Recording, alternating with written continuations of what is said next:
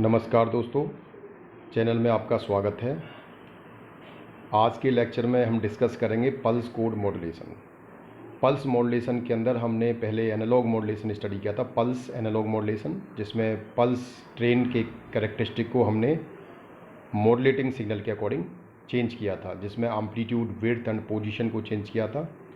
अब हम pulse modulation का दूसरा पार्ट था डिजिटल मॉड्यूलेशन, उसका अध्ययन करने जा रहे हैं, जिसमें डिजिटल मॉड्यूलेशन के पल्स कोड मॉड्यूलेशन एक टाइप होता है, वो डिजिटल मॉड्यूलेशन होता है। तो पल्स कोड मॉड्यूलेशन को अगर हम डिफाइन करें, pulse code modulation message signal is represented by a sequence of coded pulse which is accomplished by representing the signal in discrete form in both time and amplitude. यानी PCM के अंदर हम क्या कर रहे हैं, चेंज कि पहले हमारे पास क्या होता था, हम केवल जो मैसेज सिग्नल था उसको डिस्क्रीट टाइम में और कंटिन्यूस एम्पलीट्यूड में, सीक्वेंस ऑफ पल्सेस में चेंज करते थे। यानी कि हम एक तरह से एनालॉग सिग्नल को एक सीक्वेंस ऑफ पल्सेस में कन्वर्ट करते थे in pulse amplitude modulation, pulse modulation. लेकिन डिजिटल मॉड्यूलेशन में हम उस मैसेज सिग्नल को सीक्वेंस ऑफ पल्सेस के साथ साथ डिस्क्रीट टाइम के साथ साथ डिस्क्रीट एम्पलीट्यूड में कन्वर्ट कर रहे हैं। यानी कि उन पल्सेस का टाइम भी डिस्क्रीट है और एम्पलीट्यूड भी डिस्क्रीट है। It's not a range of amplitude, it's a discrete value of amplitude. तो ऑपरेशन इन पीसीएम, तो पीसीएम को ऑपरेट करने के लिए पहले जो हमने एनालॉग मॉड्यूलेशन किया था, पल्स मॉड्यूलेशन, उसमें हमने सैम्पलिंग प्रोसेस स्टडी किया था, जिसमें हम किसी भी मैसेज सिग्नल को उसके सीक्वेंस ऑफ पल्सेस में कन्वर्ट करते थे by the help of sampler. Sampling process में मैंने बताया था, सैम्पलिंग प्रोसेस में हम सैंपल्स लेते हैं पर सेकंड, कितने सैंपल्स लेने हैं ये भी हमें पता होता था by the help of Nyquist rate, कि जितना भी मैसेज सिग्नल में जो हाईएस्ट फ्रीक्वेंसी कंपोनेंट है उसके डबल फ्रीक्वेंसी से ज़्यादा अगर हम रखते थे सैंपल्स पर सेकंड तो हम उस सिग्नल को रिकवर कर पाते हैं। तो सैम्पलिंग प्रोसेस तो सेम है जो हमने वहाँ पर यूज किया था। उसके अलावा इसमें दो प्रोसेस और बड़ी हैं पीसीएम के अंदर हमें जरूरत होती है, एक क्वांटाइजेशन और दूसरी एनकोडिंग। यानी कि अगर सैम्पलिंग प्रोसेस के बाद उस सिग्नल को हम क्वांटाइज कर दें, क्वांटाइजर द्वारा क्वांटाइज कर दें, देन एनकोड कर दें, तो वो हमारा कहलाता है पल्स कोड मॉड्यूलेशन। अब हम ये देखते हैं कि क्वांटाइजेशन क्या है। तो amplitude quantization is defined as the process of transforming the samples amplitude MNTS of a message signal MT at time t is equal to NTS into a discrete amplitude VNTS taken from a finite set of possible amplitudes। यानी कि हमारे पास पहले जो sampler से जो हमें signal मिलता है वो सीक्वेंस ऑफ पल्सेज होता है, हमें क्या करना है, अब उस सीक्वेंस ऑफ पल्सेज वाले आउटपुट को, जिसमें कि टाइम तो डिस्क्रीट में है लेकिन एम्पलीट्यूड कंटिन्यूस है, उसको हमें क्वांटाइजेशन के द्वारा उसको भी हमें डिस्क्रीट एम्पलीट्यूड में कन्वर्ट करना। तो हम यही कह रहे हैं कि amplitude quantization defined as the process of transforming the sample amplitude. जो सैंपल्स हमने लिए हैं उन सैंपल्स के एम्पलीट्यूड को, जो किसी एमटी सिग्नल का एनटीएस टाइम पर एम्पलीट्यूड है, एक हमने पल्स ले ली जो एनटीएस टाइम पर है of a message signal MT at time T is equal to NTS, उसको हम इनटू अ डिस्क्रीट एम्पलीट्यूड, उसको हम VNTS taken from a finite set of possible amplitude. यानी उस पल्स का जो एम्पलीट्यूड कंटिन्यूसली रेगुलरली चेंज हो रहा था उसको हमने एक डिस्क्रीट वैल्यू में कन्वर्ट कर दिया।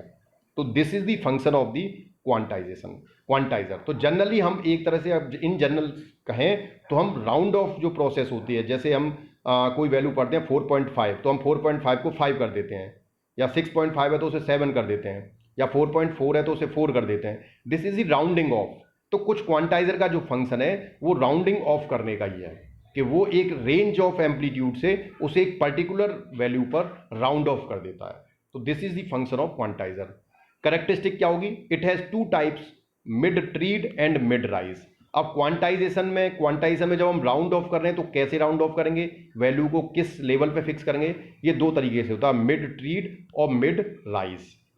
तो हम अभी डिस्कस करेंगे, लेकिन उससे पहले we'll see the block diagram of PCM, कि पीसीएम के अंदर फंक्शन क्या क्या होते हैं। तो सबसे पहले हमारा एनालॉग सिग्नल होता है, मैसेज सिग्नल, जो सोर्स से जनरेट होता है। जैसे मैं बोल रहा हूँ तो मैं एक सिग्नल जनरेट कर रहा हूँ, तो I am a message signal source, मैं एक सोर्स हो गया। और जब भी हम कोई वॉइस सिग्नल जनरेट करते हैं वो हमेशा एनालॉग होता है। मैं बोल रहा हूँ तो इस सिग्नल की जो कैरेक्टरिस्टिक है वो एनालॉग है। देन हम इस सिग्नल को एक लो पास फिल्टर से पास करते हैं, वो इसलिए कि केवल लो पास फिल्टर से पास करने पर लो फ्रीक्वेंसी सिग्नल केवल पास होगा, अगर कोई हाई फ्रीक्वेंसी सिग्नल कहीं से भी आएंगी तो वो उसको रोक देगा। तो हमारा सिग्नल लो फ्रीक्वेंसी सिग्नल होता है तो हमने उसे एलपीएफ से पास कर दिया। देन हमने सैम्पलर के द्वारा सैम्पलिंग प्रोसेस करी, यानी जो मैसेज सिग्नल है उसे सीक्वेंस ऑफ पल्सेस में कन्वर्ट किया। उस सीक्वेंस ऑफ पल्सेस में हर एक पल्स डिस्क्रीट टाइम पर है, लेकिन उसका जो एम्पलीट्यूड है वो कंटिन्यूस एम्पलीट्यूड, यानी एम्पलीट्यूड की एक इनफाइनाइट रेंज है।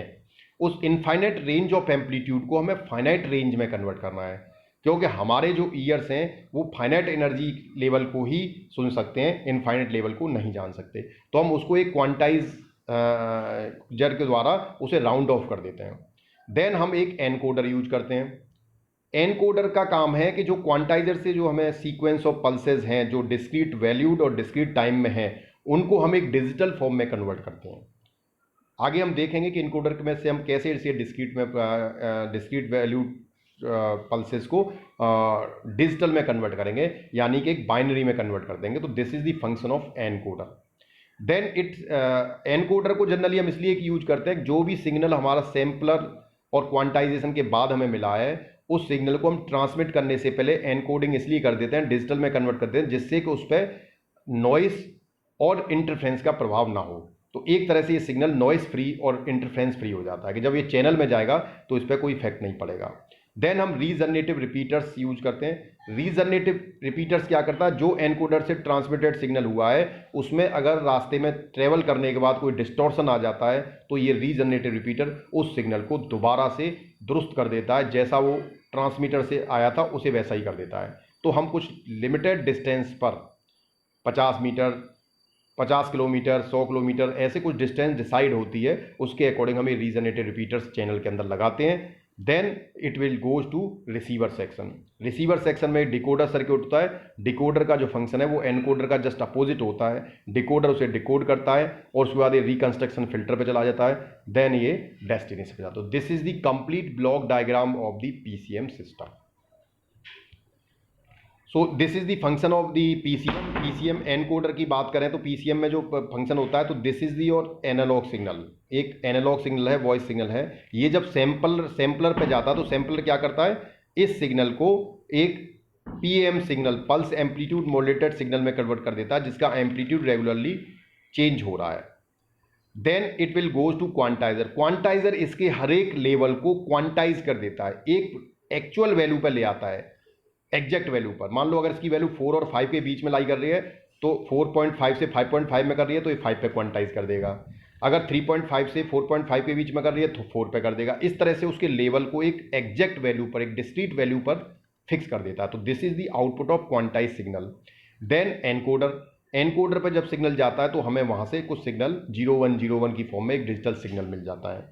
तो this is the block diagram of the PCM encoder PCM transmitter, जिसके अंदर वो ट्रांसमिट होगा तो उससे पहले क्या क्या प्रोसेस होंगे, तीनों प्रोसेस हमने दिखाए हैं।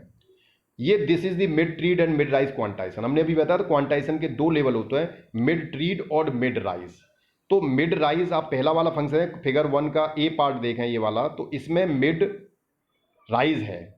मिड राइज का मतलब है हम यहाँ पर अगर आप देखें ये सिग्नल कुछ स्टेयर जो केस होते हैं सीढ़ी नुमा आकार का है।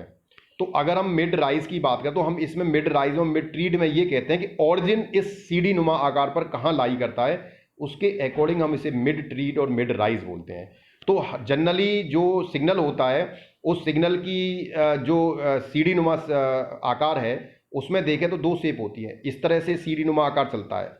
तो इसमें ये जो हॉरिजॉन्टल लाइन है, ये वाली जो लाइन है हॉरिजॉन्टल, इसको हम कह रहे हैं ट्रीड, ये ट्रीड कहलाता है। और इसकी जो वर्टिकल लाइन है जो ऐसे ऊपर जाती है ये कहलाता है राइज। तो हमेशा इस सीढ़ी नुमा आकार में एक ट्रीड होता है, एक राइज होता है।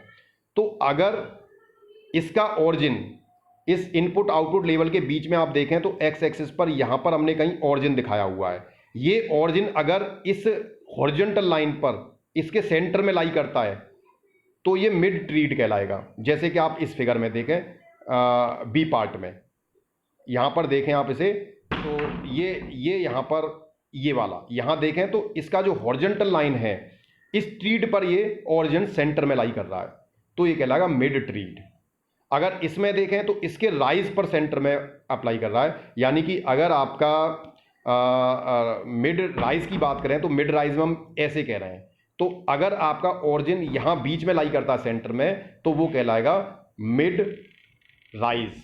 और अगर आपकी सीढ़ी नुमाकार ये है और आपका अगर ओरिजिन लाई करता है ट्रीड के सेंटर में, ओरिजिन लाई करता है, तो ये कहलाएगा मिड ट्रीड।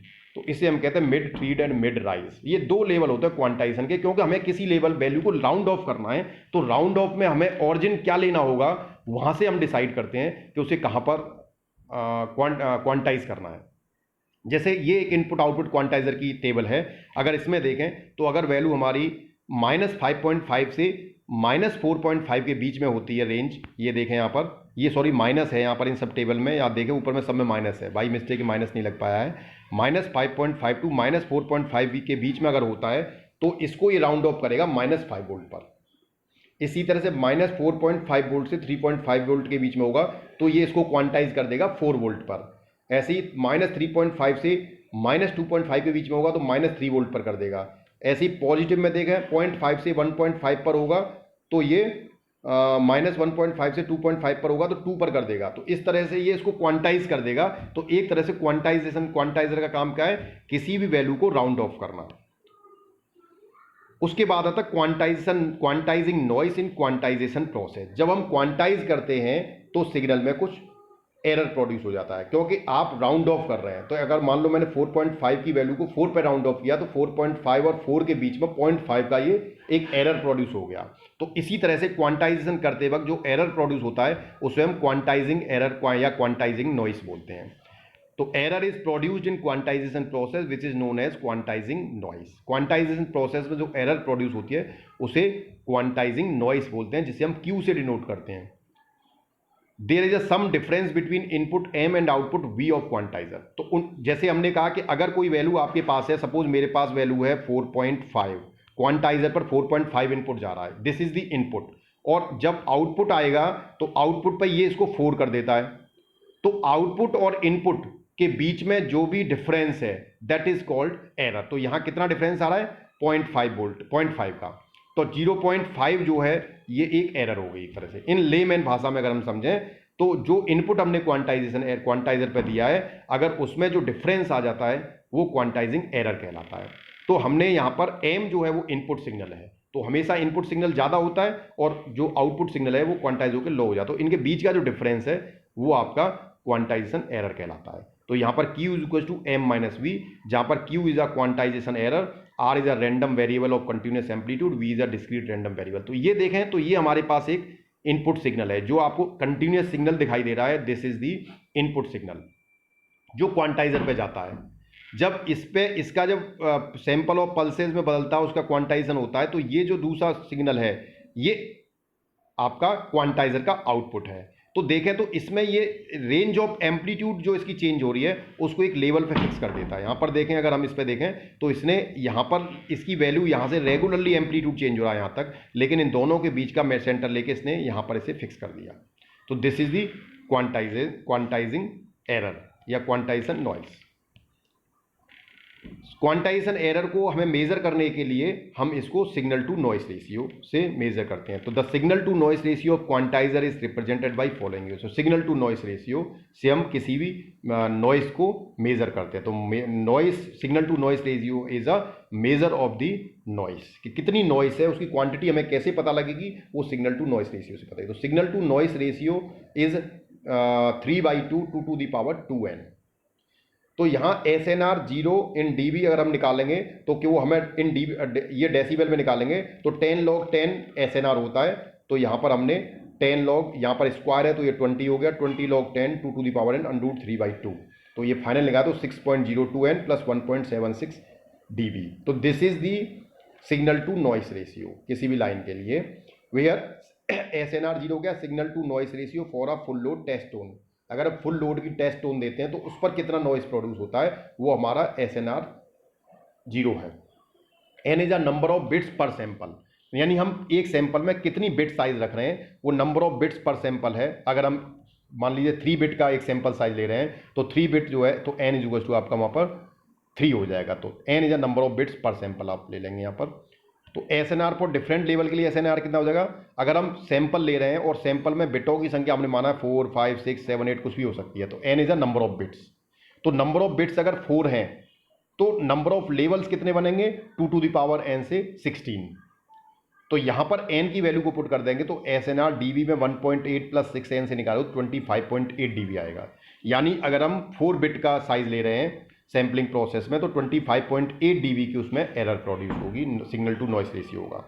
इसी तरह से 5 का ले रहे हैं तो 2 टू दी पावर 5 से 32 हो जाएगा, तो 31.8, 2 टू दी पावर 6 है 64, 37.8, 7 का ले रहे हैं फिर 8 का ले रहे हैं तो 49.8। तो this is the signal to noise ratio for different levels. Thank you very much, thanks for watching the video।